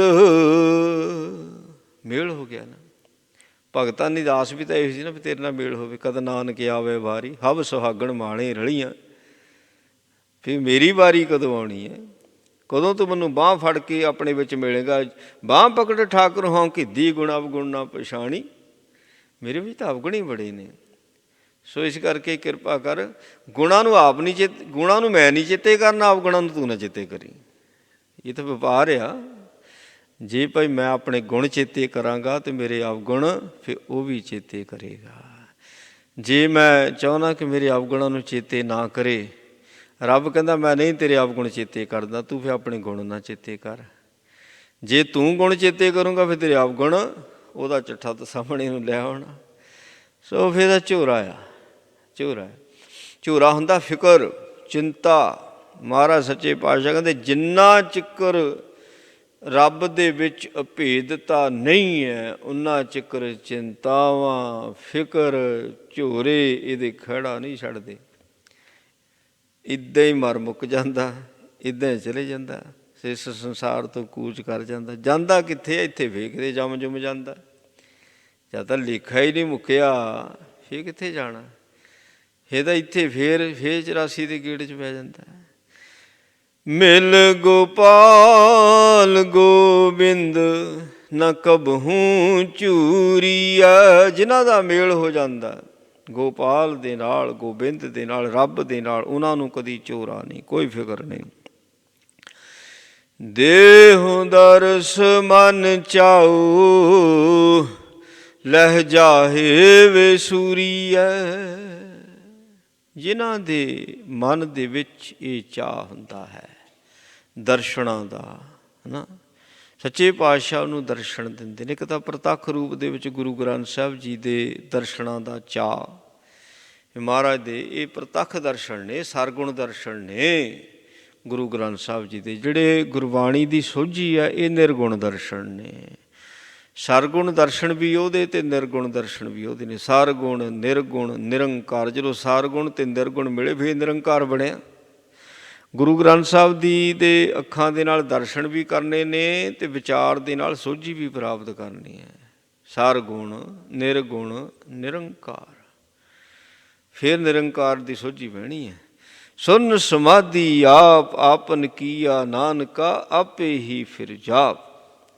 ਸੋ ਇਸ ਕਰਕੇ ਸਰਗੁਣ ਦੇ ਦਰਸ਼ਨ ਕਰਦਿਆਂ ਕਰਦਿਆਂ ਆਪਾਂ ਨਿਰਗੁਣ ਦੀ ਵਿਚਾਰ ਲੈਣੀ ਹੈ। ਸਰਗੁਣ ਸਰੂਪ, ਨਿਰਗੁਣ ਰੂਪ ਨਿਰੂਪ। ਮਹਾਰਾਜ ਸੱਚੇ ਪਾਤਸ਼ਾਹ ਜੀ ਦਾ, ਸੱਚੇ ਪਾਤਸ਼ਾਹ ਆਪਣੇ ਦਰਸ਼ਨ ਦੀਦਾਰ ਬਖਸ਼ੋ। ਦੇਹ ਦਰਸ ਮਨ ਵਿੱਚ ਚਾਅ ਹੋਣਾ ਚਾਹੀਦਾ। ਮਨ ਚਾਓ, ਮਨ ਦੇ ਚਾਅ ਦੇ ਨਾਲ ਦਰਸ਼ਨਾਂ ਦੀ ਮੰਗ ਕਰਨੀ ਹੈ। ਮਨ ਵਿੱਚ ਚਾਅ ਹੋਵੇ। ਇਹ ਨਹੀਂ ਹੁਣ ਲੋੜ ਅਨੁਸਾਰ ਵੀ ਤਾਂ ਦਰਸ਼ਨ ਮੰਗਦੇ ਹੀ ਹੈ। ਲੋੜ ਇੱਦਾਂ ਤਾਂ ਬਥੇਰੇ ਆ ਜਿਹੜੇ ਸੰਸਾਰਕ ਅਹੁਦਿਆਂ ਵਾਲੇ ਨੇ, ਰਾਜੇ ਨੇ, ਹੋਰ ਅਫਸਰ ਲੋਕ ਨੇ, ਇਹਨਾਂ ਦੇ ਦਰਸ਼ਨਾਂ ਨੂੰ ਵੀ ਲੋਕ ਖੜ੍ਹੇ ਰਹਿੰਦੇ। ਉਹ ਆਪਣੀਆਂ ਲੋੜਾਂ ਨੂੰ ਮਿਲਦੇ ਨੇ ਸਾਰੇ। ਸਾਡਾ ਆਹ ਕੰਮ ਹੈ, ਸਾਡਾ ਆਹ ਕੰਮ ਹੈ। ਉਹ ਸਵੇਰ ਨੂੰ ਦਫ਼ਤਰ ਖੋਲ੍ਹਦਾ, ਸਵੇਰੇ ਆਣ ਕੇ ਲਾਈਨ ਲਾ ਕੇ ਖੜ੍ਹ ਜਾਂਦੇ। ਕੋਈ ਲੋੜ ਆ, ਹੈ ਨਾ, ਲੋੜ ਹੈ। ਇਸ ਕਰਕੇ ਉਹ ਦਰਸ਼ਨਾਂ ਆਪਣੀ ਲੋੜ ਨੂੰ ਦਰਸ਼ਨਾਂ ਵਾਸਤੇ ਖੜ੍ਹੇ ਨੇ। ਸੰਸਾਰਕ ਲੋੜਾਂ ਨੇ। ਭਗਤ ਦੀ ਵੀ ਲੋੜ ਹੈ ਪਰ ਉਗਦੀ ਉਸ ਦੀ ਪਰਮਾਰਥ ਦੀ ਲੋੜ ਹੈ। ਉਹ ਗੁਰੂ ਦੇ ਦਰਸ਼ਨਾਂ ਲਈ ਬੇਨਤੀਆਂ ਕਰਦਾ। ਸਰਗੁਣ ਦੇ ਦਰਸ਼ਨ ਵੀ ਚਾਹੀਦੇ ਅਤੇ ਨਿਰਗੁਣ ਦੇ ਦਰਸ਼ਨ ਵੀ ਚਾਹੀਦੇ। ਗੁਰੂ ਸਾਹਿਬ ਜੀ ਦੇ ਜੋ ਦਰਸ਼ਨ ਸੰਗਤਾਂ ਕਰਦੀਆਂ ਸੀ ਅਤੇ ਮਹਾਰਾਜ ਦੇ ਚਿਹਰੇ ਵੱਲ ਤੱਕੀ ਜਾਣਾ ਵੀ ਮਹਾਰਾਜ ਕੀ ਵਚਨ ਕਰਦੇ ਹੈ, ਕੀ ਫਰਮਾਉਂਦੇ ਨੇ ਸਤਿਗੁਰੂ ਜੀ। ਵੀ ਉਹ ਵੀ ਜ਼ਰੂਰੀ ਹੈ ਨਾ। ਗੁਰੂ ਦਾ ਫਰਮਾਨ ਕੀ ਹੈ? ਇੱਦਾਂ ਹੀ ਗੁਰੂ ਗ੍ਰੰਥ ਸਾਹਿਬ ਜੀ ਦੇ ਦਰਸ਼ਨ ਵੀ ਜ਼ਰੂਰੀ ਨੇ ਅਤੇ ਗੁਰੂ ਗ੍ਰੰਥ ਸਾਹਿਬ ਜੀ ਕਹਿੰਦੇ ਕੀ ਹੈ ਉਹ ਵੀ ਬੜਾ ਜ਼ਰੂਰੀ ਹੈ। ਅਤੇ ਇਹ ਮਨ ਵਿੱਚ ਚਾਅ ਚਾਹੀਦਾ। ਮਨ ਚਾਹੋ, ਮਨ ਵਿੱਚ ਚਾਅ ਹੋਵੇ ਅਤੇ ਕਹਿੰਦੇ ਲੈ ਜਾਏ ਬਸੂਰੀਐ। ਸੱਚੇ ਪਾਤਸ਼ਾਹ ਕਹਿੰਦੇ ਜਦੋਂ ਮਨ ਦੇ ਚਾਅ ਦੇ ਨਾਲ ਉਹਦੇ ਦਰਸ਼ਨ ਦੀਦਾਰ ਗੁਰੂ ਕਾ ਸਿੱਖ ਕਰਦਾ, ਉਸੇ ਵਕਤ ਉਸ ਦਾ ਝੋਰਾ ਖਤਮ ਹੁੰਦਾ ਹੈ, ਉਹਦਾ ਫਿਕਰ ਖਤਮ ਹੁੰਦਾ ਹੈ। ਸੋ ਜੇ ਮਨ ਦੇ ਚਾਅ ਦੇ ਨਾਲ ਦਰਸ਼ਨ ਨਹੀਂ ਹੈ, ਫਿਰ ਝੋਰਾ ਨਹੀਂ ਖਤਮ ਹੁੰਦਾ। ਪੁੰਨ ਤਾਂ ਬਣਦੇ ਹੀ ਆ, ਦੇਖੋ ਪੁੰਨ ਬਣਨਗੇ, ਇਹ 'ਚ ਕੋਈ ਸ਼ੱਕ ਨਹੀਂ। ਸੋ ਇਹ ਤਾਂ ਇੱਕ ਥੋੜ੍ਹਾ ਜਿਹਾ ਜਿੱਦਾਂ ਲਾਭ ਹੋ ਗਿਆ। ਭੁੱਖਾਂ ਤਾਂ ਨਹੀਂ ਖਤਮ ਹੁੰਦੀਆਂ, ਲੋੜ ਪੂਰੀ ਹੋਈ ਹੈ, ਭੁੱਖ ਨਹੀਂ ਖਤਮ ਹੋਈ, ਰੱਜਾ ਨਹੀਂ ਹੈ, ਤ੍ਰਿਪਤੀ ਨਹੀਂ ਹੋਈ। ਜਿੱਦਾਂ ਇੱਕ ਡੰਗ ਦੀ ਰੋਟੀ ਮਿਲ ਗਈ, ਇੱਕ ਹੁੰਦਾ ਸਾਰੀ ਜ਼ਿੰਦਗੀ ਦੀਆਂ ਰੋਟੀਆਂ ਲੱਗ ਜਾਣੀਆਂ, ਕੰਮ ਕਾਰ ਕਰਨ ਲੱਗ ਪਿਆ ਬੰਦਾ, ਉਹਦੀ ਸਾਰੀ ਜ਼ਿੰਦਗੀ ਦੀਆਂ ਰੋਟੀਆਂ ਲੱਗ ਜਾਂਦੀਆਂ। ਇੱਕ ਹੁੰਦਾ ਭੁੱਖੇ ਬੰਦੇ ਨੂੰ 2 ਰੋਟੀਆਂ ਦੇ ਦਿਓ, ਆ ਆ। ਜੇ ਅਸੀਂ ਗੁਰੂ ਗ੍ਰੰਥ ਸਾਹਿਬ ਜੀ ਦੇ ਦਰਸ਼ਨ ਮਨ ਦੇ ਚਾਅ ਦੇ ਨਾਲ ਨਹੀਂ ਕਰਦੇ, ਇੱਕ ਡੰਗ ਦੀ ਰੋਟੀ ਹੈ, ਬਸ ਥੋੜ੍ਹੀ ਜਿਹੀ ਲੋੜ ਪੂਰੀ ਹੋ ਜਾਂਦੀ ਹੈ। ਜੇ ਗੁਰੂ ਗ੍ਰੰਥ ਸਾਹਿਬ ਜੀ ਦੇ ਦਰਸ਼ਨ ਮਨ ਦੇ ਚਾਅ ਦੇ ਨਾਲ ਕਰਦੇ ਹਾਂ, ਤਾਂ ਭੁੱਖਾ ਸਭ ਗਈਆਂ, ਸਾਰੀ ਜ਼ਿੰਦਗੀ ਦੀਆਂ ਰੋਟੀਆਂ। ਸੋ ਭਾਵ ਮਨ ਵਿੱਚ ਕੋਈ ਝੋਰਾ ਨਹੀਂ, ਕੋਈ ਫਿਕਰ ਨਹੀਂ, ਇਹ ਸਮਰਪਣ ਹੋ ਜਾਂਦਾ ਹੈ, ਇਹ ਹੁਕਮ ਦੇ ਵਿੱਚ ਆ ਜਾਂਦਾ ਹੈ, ਇਹ ਭਾਣੇ ਦੇ ਵਿੱਚ ਆ ਜਾਂਦਾ ਹੈ। ਔਰ ਜਿੰਨਾ ਸੁੱਖ ਆਨੰਦ ਹੁਕਮ ਦੇ ਵਿੱਚ ਰਹਿ ਕੇ ਹੈ ਭਾਈ, ਉਨਾ ਸੁੱਖ ਹੋਰ ਕਾਸੇ ਵਿੱਚ ਵੀ ਹੈ ਨਹੀਂ ਗਾ। ਮਹਾਰਾਜ ਇਹ ਸਾਨੂੰ ਸਮੱਤ ਦੇ ਦਿੰਦੇ ਨੇ, ਮਨ ਦੇ ਚਾਅ ਦੇ ਨਾਲ ਦਰਸ਼ਨਾਂ ਦੀ ਮੰਗ ਕਰੋ। ਫਿਰ ਗੁਰੂ ਸਾਹਿਬ ਜੀ ਸਰਗੁਣ ਅਤੇ ਨਿਰਗੁਣ ਆਪਣੇ ਦੋਨਾਂ ਸਰੂਪਾਂ ਦੀ ਸੋਝੀ ਦਿੰਦੇ ਨੇ, ਗੁਰਬਾਣੀ ਦੀ ਵੀ ਸੋਝੀ ਦਿੰਦੇ, ਗੁਰਬਾਣੀ ਦੀ ਵੀ ਸਮਝ ਦਿੰਦੇ ਨੇ। ਕਿ ਜੇ ਕਹੀਏ ਅਸੀਂ ਗ੍ਰਾਮਰ ਪੜ੍ਹ ਕੇ ਅਤੇ ਫਿਰ ਹੀ ਸਾਨੂੰ ਬਾਣੀ ਦੀ ਸਮਝ ਪੈਣੀ, ਉਹ ਇੱਕ ਸ਼ੁਰੂਆਤ ਹੋ ਸਕਦੀ ਹੈ ਅੱਖਰਾਂ ਦੀ ਸਮਝ, ਜਾਂ ਗ੍ਰਾਮਰ ਦੁਆਰਾ ਅੱਖਰ ਆਪਾਂ ਦਾ ਜੋੜ ਦੇ ਅੱਖਰਾਂ ਦਾ ਜੋੜ ਲਾਉਂਦੇ ਹਾਂ, ਉਹ ਇੱਕ ਸ਼ੁਰੂਆਤ ਹੋ ਸਕਦੀ ਹੈ। ਜਿਹੜੀ ਅੰਦਰੋਂ ਜਦੋਂ ਗੁਰਬਾਣੀ ਦੇ ਅਰਥ ਫੁੱਟਦੇ ਨੇ, ਉਹ ਆ ਚਸ਼ਮਾ, ਉਹ ਦਰਿਆ ਵਗਦਾ, ਉਹ ਸੀਤਲ ਦਰਿਆ, ਜਿਹਦੇ ਵਿੱਚ ਮਨ ਨਹਾਉਂਦਾ, ਜਿਹਦੇ ਵਿੱਚ ਮਨ ਠੰਡਾ ਠਾਰ ਰਹਿੰਦਾ। ਸੋ ਜਦੋਂ ਅਸੀਂ ਗ੍ਰਾਮਰ ਦੀ ਮਦਦ ਦੇ ਨਾਲ ਬਾਣੀ ਦੇ ਅਰਥ ਕਰਦੇ ਹਾਂ, ਉਹ 'ਚ ਮਨ ਠਰਦਾ ਨਹੀਂ, ਉਹ ਤੋਂ ਕੰਮ ਕੇਵਲ ਉਲਟਾ ਵੀ ਹੋ ਜਾਂਦਾ, ਮਨ ਤਪ ਵੀ ਜਾਂਦਾ। ਹੰਕਾਰ ਦੇ ਰੋਗ ਦੇ ਨਾਲ, ਹੰਕਾਰ ਦੀ ਤਪਸ਼ ਦੇ ਨਾਲ ਮਨ ਤਪਣ ਵੀ ਲੱਗ ਪੈਂਦਾ। ਬਹੁਤ ਨੇ ਵਿਦਵਾਨ ਜਿਨ੍ਹਾਂ ਦੇ ਮਨ ਤਪਦੇ ਪਏ ਨੇ। ਕਾਰਨ ਕੀ? ਅੰਦਰਲਾ ਦਰਿਆ ਨਹੀਂ ਚੱਲਿਆ ਅਜੇ, ਅੰਦਰਲੀ ਕੂਲਤਾ ਹੀ ਨਹੀਂ ਅਜੇ ਮਿਲੀ। ਕਹਿੰਦੇ ਜਦੋਂ ਮਨ ਦੇ ਚਾਅ ਦੇ ਨਾਲ ਤੋਂ ਦਰਸ਼ਨ ਮੰਗੇ ਨਾ, ਅਤੇ ਭਾਈ ਸਰਗੁਣ ਦੇ ਦਰਸ਼ਨ ਵੀ ਅਸਰ ਪਾਉਂਦੇ ਨੇ। ਜਿਹੜਾ ਅੰਦਰਲਾ ਸਰੂਪ ਹੈ ਗੁਰੂ ਦਾ, ਬਾਣੀ ਦੀ ਸਮਝ ਜਿਹੜੀ, ਬਹੁਤ ਅਸਰ ਪੈਂਦਾ। ਫਿਰ ਕਹਿੰਦੇ ਲੈ ਜਾਏ ਵਿਸੂਰੀਆ, ਨਾ ਕੋਈ ਚਿੰਤਾ, ਨਾ ਕੋਈ ਫਿਕਰ ਕਿਸੇ ਕਿਸਮ ਦਾ ਵੀ, ਸਭ ਖਤਮ ਹੋ ਜਾਂਦੇ, ਲੈ ਜਾਂਦੇ ਨੇ। ਹੋਏ ਪਵਿੱਤਰ ਸਰੀਰ ਚਰਨਾਂ ਧੂਰੀਆ, ਗੁਰੂ ਦੇ ਚਰਨਾਂ ਦੀ ਜਿਹੜੀ ਧੂੜ ਹੈ, ਜਦੋਂ ਉਹਨੂੰ ਚੁੱਕ ਕੇ ਮੱਥੇ 'ਤੇ ਲਾਈਦਾ, ਇਹ ਸਰੀਰ ਜਿਹੜਾ ਇਹ ਪਵਿੱਤਰ ਹੋ ਜਾਂਦਾ। ਉਂਝ ਇਹ ਤਨ ਪਵਿੱਤਰ ਨਹੀਂ ਹੁੰਦਾ, ਸਰੀਰ ਪਵਿੱਤਰ ਨਹੀਂ ਹੁੰਦਾ, ਮਲ ਮੂਤਰ ਦੀ ਦੇਹੀ ਹੈ। ਸੋ ਇਹ ਕਦੀ ਪਵਿੱਤਰ ਨਹੀਂ ਹੋ ਸਕਦੀ। ਕੱਲੇ ਕੱਲੇ ਰੋਮ ਦੇ ਵਿੱਚੋਂ ਤਾਂ ਮੈਲ ਨਿਕਲਦੀ ਪਈ ਹੈ, ਜਿਹੜੇ ਇਹਦੇ 9 ਦਰਵਾਜ਼ੇ ਨੇ, ਇਹਨਾਂ 'ਚ ਮੈਲ ਹੀ ਹੈ ਸਾਰੀ ਨਿਕਲਦੀ। ਇੱਕ ਇੱਕ ਰੋਮ ਦੇ ਵਿੱਚੋਂ ਮੈਲ ਨਿਕਲਦੀ ਪਈ, ਪਵਿੱਤਰ ਕਿੱਥੋਂ ਹੋ ਜਾਊ? ਪਰ ਪਾਤਸ਼ਾਹ ਕਹਿੰਦੇ ਜਦੋਂ ਪੂਰੇ ਸਤਿਗੁਰਾਂ ਦੇ ਚਰਨ ਧੂੜ ਲੱਗਦੀ ਨਾ ਇਹਨੂੰ, ਇਹ ਦੇਹੀ ਪਵਿੱਤਰ ਹੁੰਦੀ ਹੈ। ਸੋ ਜਿਨ੍ਹਾਂ ਨੇ ਕਮਾਈਆਂ ਕੀਤੀਆਂ ਹੁੰਦੀਆਂ, ਉਹਨਾਂ ਦੀ ਇਸ ਦੇਹੀ ਦੀ ਵੀ ਪੂਜਾ ਹੁੰਦੀ ਹੈ। 3 ਹਰ ਪੂਜ ਕਰਾਵਾਂ, ਜਿਨ ਨਾਨਕ ਸਤਿਗੁਰ ਪੂਜਿਆ, ਉਹਨਾਂ ਦੀ ਦੇਹੀ ਦੀ ਵੀ ਪੂਜਾ ਹੋਈ ਹੈ। ਉਹਨਾਂ ਦੇ ਪੈਰਾਂ ਦੇ ਨਾਲ ਲੱਗੀ ਹੋਈ ਮਿੱਟੀ ਦੀ ਵੀ ਪੂਜਾ ਹੋਈ ਹੈ। ਅੱਜ ਵੀ ਜਿਹੜੇ ਗੁਰੂ ਕੇ ਸਥਾਨ ਨੇ ਇਤਿਹਾਸਕ, ਸੋ ਉਹ ਲੋਕ ਨਕਮਸਤਕ ਹੁੰਦੇ ਜਾ ਕੇ। ਸੋ ਇੱਥੇ ਗੁਰੂ ਸਾਹਿਬ ਜੀ ਨੇ ਦਮ ਲਿਆ, ਦਮਦਮਾ ਸਾਗ ਪੈ ਗਿਆ। ਮਹਾਰਾਜ ਸੱਚੇ ਪਾਤਸ਼ਾਹ ਜੀ ਨੇ ਇੱਥੇ ਘੋੜਾ ਬੱਧਾ, ਜਿਸ ਦਰਖਤ ਨਾਲ ਬੱਧਾ ਉਹਨੂੰ ਸਾਹਿਬ ਕਹਿੰਦੇ ਨੇ, ਫਲਾਹੀ ਸਾਹਿਬ, ਟਾਹਲੀ ਸਾਹਿਬ, ਇੱਦਾਂ ਕਹਿੰਦੇ ਮਹਾਰਾਜ ਸੱਚੇ ਪਾਤਸ਼ਾਹ। ਉਹ ਮਿੱਟੀ ਵੀ ਪਵਿੱਤਰ ਹੋ ਗਈ ਹੈ। ਸੋ ਚਰਨ ਧੂੜ ਤੋਂ ਭਾਵ ਹੁੰਦਾ, ਜਦੋਂ ਆਪਾਂ ਅੰਤਰੀਵ ਅਰਥ ਲੈਂਦੇ ਹਾਂ, ਅੰਤਰੀਵ ਅਰਥ ਹੁੰਦਾ ਚਰਨ ਧੂੜ, ਬਾਣੀ ਦਾ ਗਿਆਨ। ਇਹਨੂੰ ਗੁਰਬਾਣੀ ਦੇ ਗਿਆਨ ਨੂੰ ਚਰਨ ਧੂੜ ਕਿਹਾ ਜਾਂਦਾ ਹੈ। ਜਿਹੜੀ ਅੰਦਰਲੀ ਸੂਖਸ਼ਮ ਦੇਹੀ ਹੈ, ਸੋ ਇਹ ਤਾਂ ਗੁਰਬਾਣੀ ਦੇ ਗਿਆਨ ਦੇ ਨਾਲ ਹੀ ਪਵਿੱਤਰ ਹੁੰਦੀ ਹੈ। ਜਿਹੜਾ ਹੁਣ ਮਨ ਆ, ਸੋ ਮਨ ਤਾਂ ਪਵਿੱਤਰ ਨਹੀਂ ਹੋ ਸਕਦਾ। ਜਿੰਨਾ ਮਰਜ਼ੀ ਸਰੀਰ ਨੂੰ ਧੋ ਲਓ, ਜਿੱਥੇ ਮਰਜ਼ੀ ਜਿੰਨੇ ਮਰਜ਼ੀ ਤੀਰਥਾਂ 'ਤੇ ਇਸ਼ਨਾਨ ਕਰ ਲਓ, ਨਹੀਂ ਪਵਿੱਤਰ ਹੁੰਦਾ ਮਨ। ਜਦੋਂ ਇਹ ਗੁਰੂ ਦੇ ਚਰਨਾਂ ਦੀ ਧੂੜ ਭਾਵ ਗੁਰਬਾਣੀ ਦਾ ਗਿਆਨ ਉਹਦੇ ਵਿੱਚ ਮਨ ਇਸ਼ਨਾਨ ਕਰਦਾ, ਉੱਥੇ ਮਨ ਪਵਿੱਤਰ ਹੁੰਦਾ। ਕਿੱਦਾਂ ਹੁੰਦਾ? ਕਿਉਂਕਿ ਗੁਰਬਾਣੀ ਦੇ ਗਿਆਨ ਦੀ ਵਿਚਾਰ ਚੱਲਦੀ ਨਾ, ਬੁੱਧੀ ਵਿਚਾਰ ਕਰਦੀ ਹੈ। ਜਿੱਦਾਂ ਮਾਂ ਬੱਚੇ ਨੂੰ ਮਲ ਮਲ ਕੇ ਨਲਾਉਂਦੀ ਹੈ, ਛੋਟਾ ਬੱਚਾ ਉਹਨੂੰ ਕੀ ਪਤਾ ਕਿੱਦਾਂ ਨਹਾਉਣਾ ਬਈ, ਮਾਂ ਫਿਰ ਚੰਗੀ ਤਰ੍ਹਾਂ ਉਹਨੂੰ ਮਲ ਮਲ ਕੇ ਉਹਦੀ ਮੈਲ ਨੂੰ ਲਾਹ ਦਿੰਦੀ ਹੈ। ਇਸੇ ਤਰ੍ਹਾਂ ਮਨ ਦਾ ਹਾਲ ਹੈ। ਇਹਨੂੰ ਤਾਂ ਨਹਾਉਣ ਦਾ ਵੀ ਨਹੀਂ ਪਤਾ ਹੈ ਵੀ ਨਹਾਉਣਾ ਕਿੱਦਾਂ। ਜਿਹੜੀ ਬੁੱਧੀ ਆ ਉਹ ਨਲਾਉਂਦੀ ਹੈ ਇਸ ਨੂੰ, ਮਲ ਮਲ ਕੇ ਦੀ ਮੈਲ ਲਾਉਂਦੀ ਹੈ।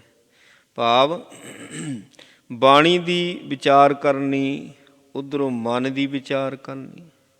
ਬਾਣੀ ਕੀ ਕਹਿੰਦੀ ਹੈ, ਮਨ ਕੀ ਕਹਿੰਦਾ ਪਿਆ, ਉਹ ਵਿਚਾਰਾਂ ਦਾ ਟਕਰਾਅ ਹੁੰਦਾ ਨਾ। ਫਿਰ ਵਿਚਾਰਾਂ ਨੂੰ ਵਿਚਾਰ ਮਾਰਦੇ ਨੇ, ਜਿਹਨੂੰ ਆਪਾਂ ਮਲਣਾ ਕਹਿੰਦੇ। ਜਦੋਂ ਬਾਣੀ ਦੀ ਵਿਚਾਰ ਹੁੰਦੀ ਅਤੇ ਮਨ ਦੀਆਂ ਗੱਲਾਂ, ਸੋ ਉਸ ਵਕਤ ਫਿਰ ਉਹ ਮਲਣਾ ਹੁੰਦਾ, ਉਹ ਮਲਣਾ ਉਹਦੇ ਵਿੱਚ ਫਿਰ ਮਨੂਆ ਮਲ ਮਲਣਾ ਆਵੇ। ਜਦੋਂ ਮਨ ਉਹਨੂੰ ਚੰਗੀ ਤਰ੍ਹਾਂ ਬੁੱਧੀ ਮਲਦੀ ਹੈ ਅਤੇ ਉੱਥੋਂ ਮਨ ਪਵਿੱਤਰ ਹੁੰਦਾ।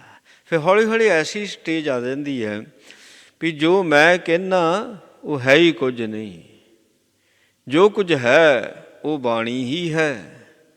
ਐਸੀ ਸਟੇਜ 'ਤੇ ਆਣ ਕੇ ਮਨ ਖੜ੍ਹ ਜਾਂਦਾ, ਇਹਦੀ ਵਿਚਾਰ ਹੀ ਖਤਮ ਹੋ ਜਾਂਦੀ ਹੈ, ਬੋਲਦਾ ਨਹੀਂ। ਗੂੰਗਾ ਹੂਆ ਬਾਵਰਾ, ਇਹ ਮਨ ਨਾਲੇ ਤਾਂ ਗੂੰਗਾ ਬਣ ਗਿਆ, ਨਾਲੇ ਬੋਲਾ ਬਣ ਗਿਆ। ਬੋਲਾ ਵੀ ਬਣ ਜਾਂਦਾ ਹੈ। ਗੂੰਗਾ ਬੌਰਾ ਬਾਵਰਾ, ਬਾਵਰਾ ਕਮਲਾ, ਗੂੰਗਾ ਹੂਆ ਬਾਵਰਾ, ਬਾਵਰਾ ਕਮਲੇ ਨੂੰ ਕਿਹਾ ਜਾਂਦਾ। ਮਨ ਕਮਲਾ ਹੋ ਗਿਆ, ਕੋਈ ਸੰਸਾਰ ਦੀ ਗੱਲ ਹੀ ਨਹੀਂ ਸੁਣਦਾ। ਹੁਣ ਸੰਸਾਰਕ ਗੱਲਾਂ ਵੱਲ ਧਿਆਨ ਹੀ ਨਹੀਂ ਅਤੇ ਕਮਲਾ ਹੀ ਕਹਿਣਾ। ਲੋਕ ਉਹਨੂੰ ਕਮਲਾ ਹੀ ਕਹਿੰਦੇ ਨੇ। ਬਹਿਰਾ ਹੂਆ ਕਾਨ, ਕੰਨਾਂ ਤੋਂ ਸੁਣਦੇ ਕੱਖ ਨਹੀਂ, ਕਿਸੇ ਦੀ ਗੱਲ ਨੂੰ ਆਪਣੇ ਕੰਨ 'ਤੇ ਧਰਦਾ ਹੀ ਨਹੀਂ ਹੈ। ਕਿਉਂ? ਬਾਕੀਆਂ ਸਾਰੀਆਂ ਗੱਲਾਂ ਨੂੰ ਕੂੜ ਕਵਾੜ ਸਮਝਦਾ। ਇਹ ਕੂੜੇ ਨੂੰ ਮੈਂ ਕੀ ਕਰਨਾ, ਇਹਦੇ ਨਾਲ ਮੇਰਾ ਮਨ ਮੈਲਾ ਹੁੰਦਾ। ਬਹਿਰਾ ਹੂਆ ਕਾਨ। ਸੋ ਜਦੋਂ ਗੁਰਬਾਣੀ ਦੀ ਵਿਚਾਰ ਚੱਲਦੀ ਨਾ ਅੰਦਰ, ਇਹ ਮਨ ਦੀ ਦਸ਼ਾ ਹੋ ਜਾਂਦੀ ਹੈ। ਮਹਾਰਾਜ ਸੱਚੇ ਪਾਤਸ਼ਾਹ ਉਸ ਦੀ ਉਹ ਗੱਲ ਕਰਦੇ, ਕਹਿੰਦੇ ਹੋਏ ਪਵਿੱਤਰ ਸਰੀਰ ਚਰਣਾ ਧੂਰੀ। ਸੂਖਸ਼ਮ ਸਰੀਰ ਜਿਹੜਾ ਸਾਡਾ, ਇਹ ਗਿਆਨ ਦੀ ਚਰਨ ਧੂੜ ਨਾਲ ਪਵਿੱਤਰ ਹੁੰਦਾ। ਸੋ ਜਿਹੜਾ ਆ ਸਾਡਾ ਸਥੂਲ ਸਰੀਰ ਹੈ, ਪ੍ਰਤੱਖ ਰੂਪ ਦੇ ਵਿੱਚ ਗੁਰੂ ਦੇ ਚਰਨਾਂ ਦੀ ਜਿਹੜੀ ਧੂੜ ਹੈ ਉਹਦੇ ਨਾਲ ਪਵਿੱਤਰ ਹੁੰਦਾ। ਹੁਣ ਪ੍ਰਤੱਖ ਰੂਪ ਦੇ ਵਿੱਚ ਗੁਰੂ ਗ੍ਰੰਥ ਸਾਹਿਬ ਦੇ ਚਰਨਾਂ ਦੀ ਧੂੜ, ਭਾਈ ਸਾਧ ਸੰਗਤ ਦੇ ਚਰਨਾਂ ਦੀ ਧੂੜ, ਝਾੜੂ ਬਹਾਰੂ ਕਰਨਾ, ਸਾਫ ਸਫਾਈ ਕਰਨੀ, ਲੰਗਰਾਂ ਦੇ ਭਾਂਡੇ ਮਾਂਜਣੇ। ਜੋ ਬੰਦਾ ਜਦੋਂ ਸੇਵਾ ਕਰਦਾ ਨਾ, ਪ੍ਰਤੱਖ ਰੂਪ ਦੇ ਵਿੱਚ ਇਹ ਦੇਹੀ ਪਵਿੱਤਰ ਹੁੰਦੀ ਹੈ। ਜਦੋਂ ਅੰਦਰਲਾ ਸੂਖਸ਼ਮ ਸਰੀਰ ਉਹ ਪਵਿੱਤਰ ਕਰਨਾ, ਉਹ ਇਹ ਗਿਆਨ ਦੀ ਧੂੜ ਦੇ ਨਾਲ ਪਵਿੱਤਰ ਹੁੰਦਾ ਹੈ। ਇੱਥੇ ਬੁੱਧੀ ਕੰਮ ਕਰਦੀ ਹੈ, ਬੁੱਧੀ ਫਿਰ ਨੂੰ ਮਲ ਮਲ ਕੇ ਨਲਾਉਂਦੀ ਹੈ। ਪਾਰ ਬ੍ਰਹਮ ਗੁਰ ਦੇ ਸਦਾ ਹਜ਼ੂਰੀ ਹੈ। ਰੱਬ ਦੀ ਖੋਜ ਆਦਿ ਕਾਲ ਤੋਂ, ਜਦੋਂ ਤੋਂ ਸ੍ਰਿਸ਼ਟੀ ਬਣੀ ਹੈ, ਰੱਬ ਦੀ ਖੋਜ ਤਾਂ ਉਦੋਂ ਤੋਂ ਹੀ ਇਹ ਇਨਸਾਨ ਕਰਦਾ ਆ ਰਿਹਾ। ਉਹ ਵੱਖਰੀ ਗੱਲ ਹੈ। ਮਨ ਦੇ ਚਾਅ ਦੇ ਨਾਲ ਜਿਨ੍ਹਾਂ ਨੇ ਖੋਜ ਕੀਤੀ, ਉਹਨਾਂ ਨੇ ਰੱਬ ਨੂੰ ਪਾਇਆ। ਅਮੀਰਾਂ ਦੇ ਅਮੀਰ ਹੋ ਗਏ, ਬੇਪਰਵਾਹੀ 'ਚ ਹੋ ਗਏ। ਸੋ ਜਿਨ੍ਹਾਂ ਨੇ ਮਨ ਦੇ ਚਾਅ ਦੇ ਨਾਲ ਖੋਜ ਨਹੀਂ ਕੀਤੀ, ਹੱਠ ਦੇ ਨਾਲ ਕੀਤੀ ਹੈ, ਉਹ ਰੱਬ ਨੂੰ ਨਹੀਂ ਪਾ ਸਕੇ, ਨਹੀਂ ਪਾ ਸਕੇ। ਸੋ ਹਾਂ, ਤਰਕ ਜ਼ਰੂਰ ਉਹਨਾਂ ਦੇ ਕੋਲ ਆ ਗਈ ਆ। ਤਰਕ ਬਥੇਰੀ ਆ, ਤਰਕ ਬਹੁਤ ਹੈ। ਵਿਦਵਾਨ ਜਿਹੜੇ ਨੇ ਹੁੰਦੇ ਤਰਕ, ਬੁੱਧਵਾਨ ਅਤੇ ਵਿਦਵਾਨ ਵਿੱਚ ਇਹੀ ਤਾਂ ਫਰਕ ਹੈ। ਸੋ ਬੁੱਧਵਾਨ ਜਿਹੜਾ ਹੁੰਦਾ ਅੰਤਸ਼ਕਰਨ ਵਿੱਚ ਕਿਆ ਹੁੰਦਾ, ਵਿਦਵਾਨ ਹੁੰਦਾ ਉਹ ਦਿਮਾਗ ਦੇ ਲੈਵਲ 'ਤੇ ਕਰੇ ਹੁੰਦਾ, ਬੁੱਧਵਾਨ ਅੰਤਸ਼ਕਰਨ ਵਿੱਚ ਚਲੇ ਜਾਂਦਾ ਹੈ, ਉਹ ਅੰਤਸ਼ਕਰਨ ਵਿੱਚ ਵੜਿਆ ਹੋਇਆ ਹੁੰਦਾ ਹੈ। ਸੋ ਫਿਰ ਜਿਹੜਾ ਵਿਦਵਾਨ ਹੈ ਉਹ ਰੱਬ ਨੂੰ ਬਾਹਰੋਂ ਲੱਭਦਾ। ਬੁੱਧਵਾਨ ਜਿਹੜਾ ਆ ਉਹ ਰੱਬ ਨੂੰ, ਉਹ ਕਹਿੰਦਾ ਰੱਬ ਨੂੰ ਲੱਭੀਏ ਤਾਂ ਜੇ ਰੱਬ ਕਿਤੇ ਲੁਕਿਆ ਹੋਵੇ, ਉਹ ਤਾਂ ਹਾਜ਼ਰ ਨਾਜ਼ਰ ਹੈ, ਸਦਾ ਹਜ਼ੂਰੀ ਹੈ। ਆਪ ਉਹਦੀ ਹਾਜ਼ਰੀ ਵਿੱਚ ਹੋ ਜਾਓ, ਆਪ ਉਹਦੀ ਹਾਜ਼ਰੀ ਵਿੱਚ ਆਵੋ। ਰੱਬ ਨਹੀਂ ਕਿਤੇ ਗਿਆ ਹੈ, ਅਸੀਂ ਆਪ ਗਵਾਚੇ ਹੋਏ ਹਾਂ। ਬੱਚਾ ਗਵਾਚਦਾ, ਮਾਂ ਬਾਪ ਨਹੀਂ ਗਵਾਚਦੇ। ਇਹ ਵੀ ਗੱਲ ਚੇਤੇ ਰੱਖਿਓ, ਬੱਚਾ ਗਵਾਚਦਾ। ਸੋ ਮਾਂ ਬਾਪ ਤਾਂ ਫਿਰ ਵੀ ਉਹਨੂੰ ਲੱਭਦੇ ਹੀ ਨੇ। ਪਰ ਜਿਹੜਾ ਇਹ ਦੁਨਿਆਵੀ ਮਾਂ ਬਾਪ ਦੀ ਗੱਲ ਹੈ, ਜਿਹੜਾ ਰੱਬ ਪਰਮਾਤਮਾ ਪਰਮੇਸ਼ਰ ਹੈ, ਸੋ ਉਸਨੇ ਉਹ ਤਾਂ ਹਰ ਵਕਤ ਹਾਜ਼ਰ ਨਾਜ਼ਰ ਹੈ ਅਤੇ ਪ੍ਰਗਟ ਰੂਪ ਦੇ ਵਿੱਚ ਹੈ। ਇਹ ਮਨ ਰੂਪ ਬੱਚਾ ਜੇ ਕਿਤੇ ਸੱਚੇ ਮਨੋਂ ਉਸ ਨੂੰ ਯਾਦ ਕਰ ਲਵੇ, ਉੱਥੇ ਹੀ ਪ੍ਰਗਟ ਹੋ ਜਾਂਦਾ। ਗਵਾਚਦਾ ਕਦੋਂ ਹੈ? ਜਦੋਂ ਸੰਸਾਰਕ ਵਸਤਾਂ ਵਾਲੇ ਪਾਸੇ ਇਸ ਮੇਲੇ ਦੇ ਵਿੱਚ, ਜਿੱਦਾਂ ਖਿਡੌਣਿਆਂ ਵਿੱਚ ਬੱਚਾ ਗਵਾਚ ਜਾਂਦਾ, ਮਾਂ ਬਾਪ ਨੂੰ ਭੁੱਲ ਜਾਂਦਾ, ਮਾਂ ਬਾਪ ਦੀ ਉਂਗਲੀ ਛੱਡ ਦਿੰਦਾ। ਜਦੋਂ ਉਂਗਲੀ ਛੱਡੀ ਨਹੀਂ, ਇਹ ਗਵਾਚਾ ਨਹੀਂ। ਉਂਗਲੀ ਕੀ ਹੈ? ਗੁਰੂ ਦੀ ਬਾਣੀ। ਜਦੋਂ ਗੁਰੂ ਦੀ ਬਾਣੀ ਛੱਡ ਜਾਂਦਾ, ਗਵਾਚ ਜਾਂਦਾ। ਅਤੇ ਜਦੋਂ ਗਵਾਚਿਆ ਹੋਇਆ ਬੱਚਾ ਹੁੰਦਾ ਨਾ, ਮਾਂ ਬਾਪ ਨਹੀਂ ਮਿਲਦੇ, ਫਿਰ ਉਹਦੀ ਦਸ਼ਾ ਕੀ ਹੁੰਦੀ ਹੈ? ਉਹਨੂੰ ਕੁਛ ਨਹੀਂ ਚੰਗਾ ਲੱਗਦਾ। ਇਹੀ ਦਸ਼ਾ ਆਹੀ ਦਸ਼ਾ ਇਨਸਾਨ ਦੀ ਹੋਈ ਪਈ ਆ। ਸੋ ਇਹਦੀ ਤ੍ਰਿਪਤੀ ਨਹੀਂ ਹੈ। ਕਾਰਨ ਕੀ ਹੈ? ਰੱਬ ਦੇ ਨਾਲ ਮੇਲ ਨਹੀਂ ਹੈ। ਇਹਨੂੰ ਇਸ ਗੱਲ ਦਾ ਸਮਝ ਨਹੀਂ ਪੈਂਦੀ। ਸੋ ਗੁਰੂ ਇਸ ਗੱਲ ਨੂੰ ਸਮਝਾਉਂਦਾ ਵੀ ਤ੍ਰਿਪਤੀ ਤੇਰੀ ਉਦੋਂ ਹੋਣੀ ਹੈ, ਉਦੋਂ ਤੇਰੇ ਅੰਦਰ ਖੁਸ਼ੀ ਹੋਣੀ, ਉਦੋਂ ਤੇਰੇ ਅੰਦਰ ਖੇੜਾ ਹੋਣਾ, ਜਦੋਂ ਰੱਬ ਦੇ ਨਾਲ ਮੇਲ ਹੋਣਾ। ਰੱਬ ਨੂੰ ਕਿੱਦਾਂ ਮਿਲਿਆ ਜਾਂਦਾ? ਫਿਰ ਰੱਬ ਦੀ ਖੋਜ ਹੋਈ। ਪੂਰਾ ਗੁਰੂ ਦੱਸਦਾ ਵੀ ਰੱਬ ਤਾਂ ਸਦਾ ਹਜ਼ੂਰੀ ਹੈ, ਉਹ ਤਾਂ ਹਰ ਵਕਤ ਹਾਜ਼ਰ ਨਾਜ਼ਰ ਹੈ। ਪਾਰ ਬ੍ਰਹਮ ਗੁਰਦੇਵ ਨੇ ਇਹ ਗੱਲ ਦੱਸੀ। ਕਿਹੜਾ ਗੁਰਦੇਵ? ਜਿਹੜਾ ਰੱਬ ਦਾ ਰੂਪ ਹੈ ਨਾ। ਰੱਬ ਦਾ ਰੂਪ ਗੁਰਦੇਵ ਉਹ ਹੈ ਸੋ ਜਿਹੜਾ ਆਪ ਮੁਕਤ ਹੈ, ਆਪ ਮੁਕਤ ਮੋਹੇ ਤਾਰੇ, ਆਪ ਤਰਿਆ ਹੋਇਆ। ਸੋ ਆਪ ਤਰਿਆ ਉਹ ਹੈ ਗੁਰਬਾਣੀ ਸਤਿਗੁਰੂ। ਗੁਰਬਾਣੀ ਸਤਿਗੁਰੂ ਨੂੰ ਆਪਾਂ ਪਾਰ ਬ੍ਰਹਮ ਗੁਰਦੇਵ ਕਹਿੰਦੇ। ਪਾਰ ਬ੍ਰਹਮ ਵੀ ਹੈ, ਗੁਰਦੇਵ ਵੀ ਹੈ। ਪਾਰ ਬ੍ਰਹਮ ਰੱਬ ਹੈ, ਗੁਰਦੇਵ ਦਾ ਭਾਵ ਹੁੰਦਾ ਰੱਬ ਦਾ ਗਿਆਨ ਦੇਣੇ ਵਾਲਾ, ਰੱਬ ਦਾ ਗਿਆਨ ਦੇਣੇ ਵਾਲਾ। ਗੁਰੂ ਗ੍ਰੰਥ ਸਾਹਿਬ ਜੀ ਗੁਰਦੇਵ ਵੀ ਹੈ ਅਤੇ ਪਾਰ ਬ੍ਰਹਮ ਵੀ ਹੈ। ਇਹਨਾਂ ਦੁਆਰਾ ਸਾਨੂੰ ਪਤਾ ਲੱਗਾ ਵੀ ਉਹ ਤਾਂ ਭਾਈ ਹਰ ਵਕਤ ਹਾਜ਼ਰ ਨਾਜ਼ਰ ਹੈ, ਹਾਜ਼ਰ ਹਜ਼ੂਰ ਹੈ, ਜ਼ਾਹਰ ਜ਼ਹੂਰ ਹੈ। ਕਦੀ ਕਿਸੇ ਪਾਸੇ ਹੋ ਗਿਆ? ਕਿਸੇ ਪਾਸੇ ਵੀ ਨਹੀਂ ਗਿਆ। ਅਸੀਂ ਹੀ ਭੁੱਲਦੇ ਹਾਂ, ਅਸੀਂ ਹੀ ਉਹਦੇ ਤੋਂ ਮੂੰਹ ਮੋੜ ਲੈਂਦੇ ਹਾਂ। ਉਹ ਤਾਂ ਫਿਰ ਵੀ ਸਾਨੂੰ ਤੱਕਦਾ, ਫਿਰ ਵੀ ਸਾਨੂੰ ਵੇਖਦਾ। ਮਹਾਰਾਜ ਜੀ ਨੇ ਕਿਰਪਾ ਕੀਤੀ ਹੈ, ਪਾਵਨ ਉਪਦੇਸ਼ ਬਖਸ਼ਿਆ। ਸਤਿਗੁਰੂ ਜੀ ਕਿਰਪਾ ਕਰਨ। ਇਹ ਉਪਦੇਸ਼ ਸਾਡੇ ਕਠੋਰ ਹਿਰਦਿਆਂ ਵਿੱਚ ਵਸੇ ਜੀ। ਭੁੱਲਾਂ ਚੁੱਕਾਂ ਦੀ ਖਿਮਾ ਜੀ। ਵਾਹਿਗੁਰੂ ਜੀ ਕਾ ਖਾਲਸਾ, ਵਾਹਿਗੁਰੂ ਜੀ ਕੀ ਫਤਿਹ। ਰਾਮ ਕਲੀ ਮਹੱਲਾ ਤੀਜਾ। ਆਨੰਦ ਏਕ ਓਂਕਾਰ ਸਤਿਗੁਰ ਪ੍ਰਸਾਦ। ਆਨੰਦ ਪਿਆ ਮੇਰੀ ਮਾਏ, ਸਤਿਗੁਰੂ ਮੈਂ ਪਾਇਆ। ਸਤਿਗੁਰ ਤਾਂ ਪਾਇਆ ਸਹਿਜ ਛੇਤੀ, ਮਨ ਵਜੀਆਂ ਵਧਾਈਆਂ। ਰਾਗ ਰਤਨ ਪਰਵਾਰ ਭਰੀਆਂ, ਸ਼ਬਦ ਗਾਵਣ ਆਈਆਂ। ਸ਼ਬਦ ਉਤਾਂ ਗਾਵੋ ਹਰੀ ਕੇਰਾ, ਮਨ ਜਿਨੀ ਵਸਾਇਆ। ਕਹਿ ਨਾਨਕ ਆਨੰਦ ਹੋਆ, ਸਤਿਗੁਰੂ ਮੈਂ ਪਾਇਆ। ਇਹ ਮਨ ਮੇਰਿਆ ਤੂੰ ਸਦਾ ਰਹੋ ਹਰ ਨਾਲੇ, ਹਰ ਨਾਲ ਰਹਾਂ ਤੂੰ ਮਨ ਮੇਰੇ। ਦੁਖ ਸਭ ਵਿਸਾਰਣਾ, ਅੰਗੀਕਾਰੋ ਕਰੇ ਤੇਰਾ ਕਾਰਜ ਸਭ ਸਵਾਰਨ। ਸਭਨਾ ਗੱਲਾਂ ਸਮਰਾਜ ਸੁਆਮੀ, ਸੋ ਕਿਉ ਮਨੋ ਵਿਸਾਰੇ। ਕਹਿ ਨਾਨਕ ਮਨ ਮੇਰੇ ਸਦਾ ਰਹੋ ਹਰ ਨਾਲੇ।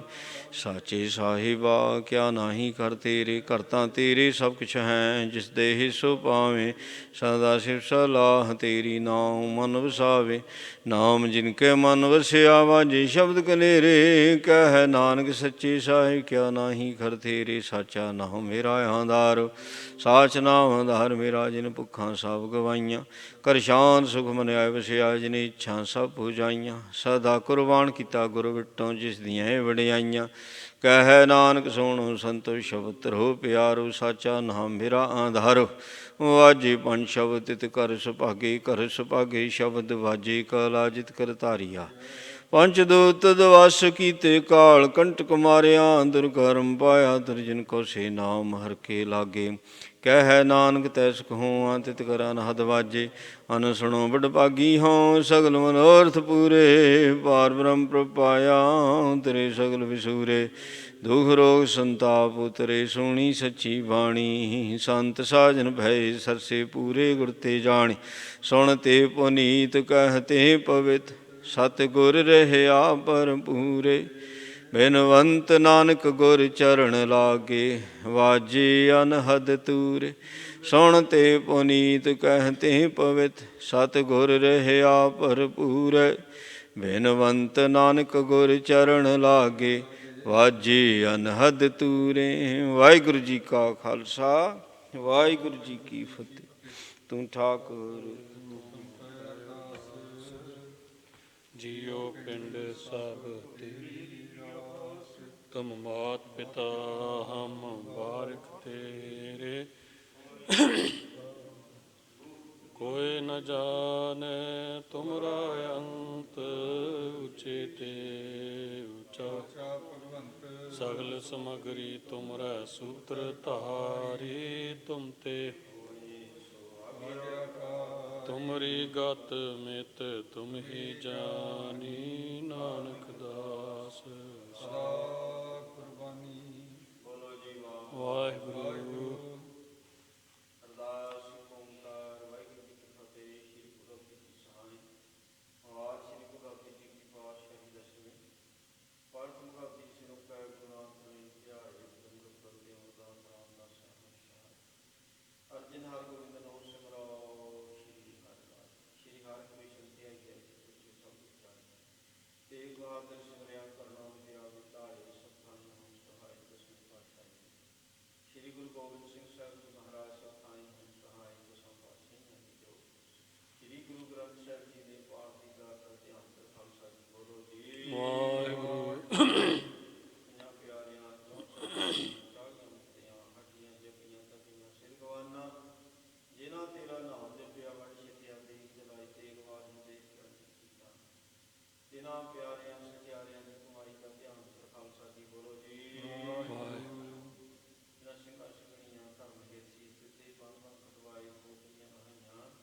ਚਰਖੜੀਆਂ ਤੇ ਚੜੇ ਤਨਾਰਿਆਂ ਨਾਲ ਸਿਰਵਾਏ ਗੁਰਦੁਆਰਿਆਂ ਦੀ ਸੇਵਾ ਦੀ ਕੁਰਬਾਨੀਆਂ ਕੀਤੀਆਂ ਧਰਮ ਨਿਹਾਰਿਆ ਸਿੱਖੀ ਸਿਰ ਕੇਸਾਂ ਸਵਾਸਾਂ ਨਾਲ ਲਗਾਇਆ ਤਿਨਾਂ ਸਮੂਹ ਸ਼ਹੀਦਾਂ ਦੀ ਕਮਾਈ ਦਾ ਧਿਆਨ ਕਰ ਖਾਲਸਾ ਜੀ ਬੋਲੋ ਜੀ ਵਾਹਿਗੁਰੂ।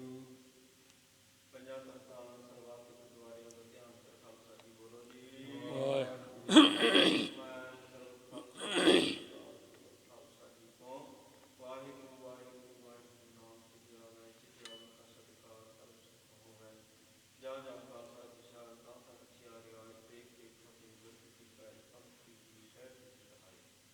ਖਾਲਸਾ ਜੀ ਕੀ ਬੋਲ ਬਾਲੇ ਕਰੋ ਜੀ ਵਾਹਿਗੁਰੂ। ਸਿੱਖਾਂ ਨੂੰ ਬਖਸ਼ੋ ਜੀ ਸਿੱਖੀ ਦਾਨ ਕੇਸ ਦਾਨ ਰਹਿਤ ਦਾਨ ਵਿਵੇਕ ਦਾਨ ਵਿਸ਼ਾ ਦਾਨ ਭਰੋਸਾ ਦਾਨ ਦਾਨਾ ਸਿਰ ਦਾਨ ਨਾਮ ਦਾਨ ਸ਼੍ਰੀ ਅੰਮ੍ਰਿਤਸਰ ਸਾਹਿਬ ਜੀ ਕੇ ਦਰਸ਼ਨ ਦਾਨ ਚੌਂਕੀਆਂ ਝੰਡੇ ਬੁਗੇ ਗੁਰੂ ਜੀ ਗੁਰਦਾਨ ਧਰਮ ਦਾ ਜੈਕਾਰ ਬੋਲੋ ਜੀ ਵਾਹਿਗੁਰੂ। ਸਿੱਖਾਂ ਦਾ ਮਾਨੀ ਮਾਮਾ ਤੁਚੀ ਮਤ ਪਤ ਕੇ ਰੱਖੇਗਾ ਵਾਹਿਗੁਰੂ।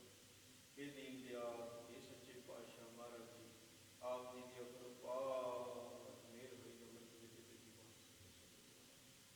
ਨਿਤਨੇਮ ਦੀਆਂ ਬਾਣੀਆਂ ਦੇ ਜਾਪ ਹੋਏ ਪਾਤਸ਼ਾਹ ਜੀ ਦੀ ਬਾਤ ਕੀਰਤਨ ਸ਼ਬਦ ਦੀ ਵਿਚਾਰ ਹੋਈ ਅਨੰਦ ਸਾਹਿਬ ਦੇ ਸਿੱਖੋਂ ਦੀ ਜਾਪ ਹੋਏ ਭੁੱਲਾਂ ਚੁੱਕਾਂ ਦੀ ਜਿਮਾ ਕਰਨੀ ਬਾਣੀ ਦਾ ਮਹੱਤਵ ਹੋਈਆਂ ਸੰਤਾਂ ਨੂੰ ਬਖਸ਼ਣਾ ਜੀ ਦਿਲ ਤੋਂ ਹਾਜ਼ਰ ਦਾ ਪ੍ਰਵਾਨ ਕਰਨਾ ਤੋਂ ਵੱਧ ਸੰਤਾਂ ਦੀਆਂ ਮਨੋਕਾਮਨਾਵਾਂ ਗੁਰੂ ਅਨੁਸਾਰ ਕਰਨੀਆਂ ਬਖਸ਼ੀਆਂ ਦਾ ਤੇ ਬੜਾ ਪ੍ਰਸ਼ਾਦੀ ਦੀ ਕਹਾਣੀ ਕੜੀ ਪਾਪ ਸਭ ਮਿੱਤਰਾਂ ਹੁਣ ਲਾਓ ਕੋ ਜੋ ਜੀ ਸਕੇ ਆਪ ਨੂੰ ਨਾਮ ਦੇ ਕੇ ਪਾਪ ਬਖਸ਼ੋ ਸੰਗਤਾਂ ਨੂੰ ਨਿਹਾਲ ਗੁਰੂ ਜੀ ਸੇ ਪਿਆਰੇ ਮੇਰੇ ਸਭ ਦੇ ਨਾਮ ਤੇ ਪਿਆਰਾ ਨਾਮ ਚੜ੍ਹਦੀ ਕਲਾ ਤੇਰੇ ਭਾਵੇਂ ਸਰਬਤ ਦਾ ਭਲਾ। ਵਾਹਿਗੁਰੂ ਜੀ ਕਾ ਖਾਲਸਾ ਵਾਹਿਗੁਰੂ ਜੀ ਕੀ ਫਤਿਹ। ਦੁਹਰਾ ਗਿਆ ਪਈ ਅਕਾਲ ਕੀ ਤਵੇ ਚਲਾਇਓ ਪੰਥ ਤਬ ਸਿੰਘਨ ਕੋ ਹੁਕਮ ਹੈ ਗੁਰੂ ਮਾਨਿਓ ਗ੍ਰੰਥ ਗ੍ਰੰਥ ਜੀ ਮਾਨਿਓ ਪ੍ਰਗਟ ਗੁਰਾਂ ਕੀ ਦੇ ਕੋ ਮਿਲ ਬੋਚਾ ਹੈ ਉਹ ਸ਼ਬਦ ਮਲੇ ਰਾਜ ਕਰੇਗਾ ਖਾਲਸਾ ਬਾਕੀ ਰਹੇ ਨਾ ਕੋਏ, ਬਚੇ ਸ਼ਰਨ ਜੋ ਹੋਏ। ਚੜੇ ਉਤਰੇ ਪਾਰ ਗੁਰ ਪਾਰ ਉਤਾਰਨ ਹਾਰ, ਕਲਗੀ ਸੋ ਹੈ ਸੀਸ ਗੁਰ ਕਲਗੀ ਧਾਰ ਜਗਦੀਸ਼। ਸਤਿ ਸ੍ਰੀ ਅਕਾਲ। ਵਾਹਿਗੁਰੂ ਜੀ ਕਾ ਖਾਲਸਾ ਵਾਹਿਗੁਰੂ ਜੀ ਕੀ ਫਤਿਹ।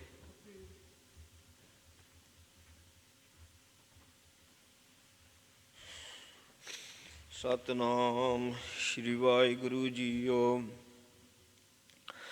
ਸਾਗਰ ਤਰਿਆ ਸਾਧੂ ਸੰਗੇ, ਨਿਰਭਉ ਨਾਮ ਜਪੋ ਹਰ ਰੰਗੇ। ਪਰ ਧਨ ਦੋਖ ਕਿਛ ਪਾਪ ਨ ਫੇੜੇ, ਜਮ ਜੰਦਾਰ ਨ ਆਵੇ ਨੇੜੇ। ਤ੍ਰਿਸ਼ਨਾਗਨ ਪ੍ਰਭ ਆਪ ਬੁਝਾਈ, ਨਾਨਕ ਉਦਰੇ ਪ੍ਰਭ ਸ਼ਰਣਾਈ। ਸੋ ਕਹੁ ਟਲ ਗੁਰ ਸੇਵੀਆ, ਅਹਨਸ ਸਹਿਜ ਸੁਭਾਏ। ਦਰਸ਼ਨ ਪਰਸੀਐ ਗੁਰੂ ਕੈ, ਜਨਮ ਮਰਨ ਦੁਖ ਜਾਏ। ਹੋਵੈ ਸਿਫਤ ਖਸਮ ਦੀ, ਨੂਰ ਅਰਸੋਂ ਕੁਰਸੋਂ ਝਟੀਐ। ਤੁਧ ਡਿਠੇ ਸੱਚੇ ਪਾਤਸ਼ਾਹ, ਮਲ ਜਨਮ ਜਨਮ ਦੀ ਕੱਟੀਐ। ਸਤਿਨਾਮ ਸ੍ਰੀ ਵਾਹਿਗੁਰੂ ਜੀ। ਸਲੋਕ। ਬਸੰਤ ਸਵਰਗ ਲੋਕ ਕਹਿ ਜਿਤ ਤੇ, ਪ੍ਰਿਥਵੀ ਨਵ ਖੰਡਨ ਹੈ। ਬਸੰਤ ਸਵਰਗ ਲੋਕ ਕਹਿ ਜਿਤ ਤੇ, ਪ੍ਰਿਥਵੀ ਨਵ ਖੰਡਨ ਹੈ। ਬਿਸਰੰਤ ਹਰ ਗੋਪਾਲ ਹੈ, ਨਾਨਕ ਤੇ ਪ੍ਰਾਣੀ ਉਦਿਆਨ ਭਰਮਣ। ਕੌਤਕ ਕੋਡ ਤਮਾਸ਼ਿਆ, ਚਿਤ ਨ ਆਵਸ ਨਾਉ। ਨਾਨਕ ਕੋੜੀ ਨਰਕ ਬਰਾਬਰੇ, ਉਜੜ ਸੋਈ ਥਾਉ। ਪੌੜੀ। ਮਹਾ ਭਿਆਨ ਉਦਿਆਨ ਨਗਰ ਕਰ ਮਾਨਿਆ। ਝੂਠ ਸਮਗਰੀ ਪੇਖ ਸੱਚ ਕਰ ਜਾਣਿਆ। ਕਾਮ ਕ੍ਰੋਧ ਅਹੰਕਾਰ ਫਿਰੇ ਦੇਵਾਨਿਆ।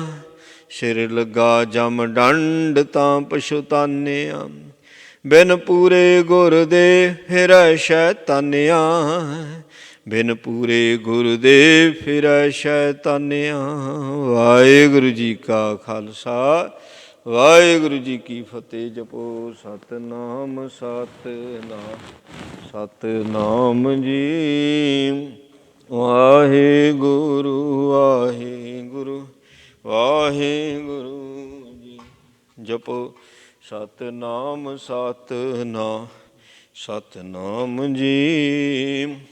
ਵਾਹਿਗੁਰੂ ਵਾਹਿਗੁਰੂ ਵਾਹਿਗੁਰੂ ਜੀ। ਜਪੋ ਸਤਿਨਾਮ ਸਤਿਨਾਮ ਸਤਿਨਾਮ ਜੀ। ਵਾਹਿਗੁਰੂ ਵਾਹਿਗੁਰੂ ਵਾਹਿਗੁਰੂ ਜੀ। ਵਾਹਿਗੁਰੂ ਜੀ ਕਾ ਖਾਲਸਾ, ਵਾਹਿਗੁਰੂ ਜੀ ਕੀ ਫਤਿਹ।